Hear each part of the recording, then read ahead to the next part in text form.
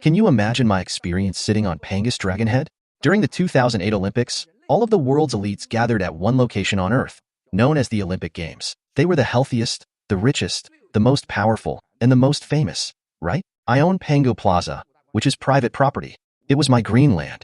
Entering the place would give one a sense of freedom. Who on earth didn't ask to be there? Can you imagine how many people have been to Pangu? 3,800 media outlets all work in Pangu. Can you imagine how awesome I was? What kind of people haven't I met or seen? But at that time, I saw the most fundamental fact. With the Olympic Games, the efforts from the whole country, and the world's attention, China's image in the world was changing.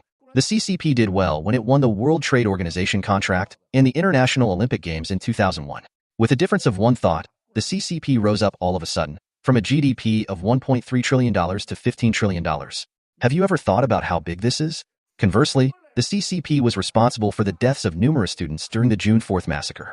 It will pay the price for the rest of its life.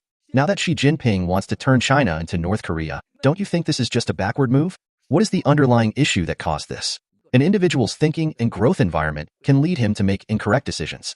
I then foresaw humanity's future. I quit working in real estate. Have you ever thought that it was because one of my best friends came to my office and said, "Miles, you can't work in real estate anymore?" I was very serious, and I believed him.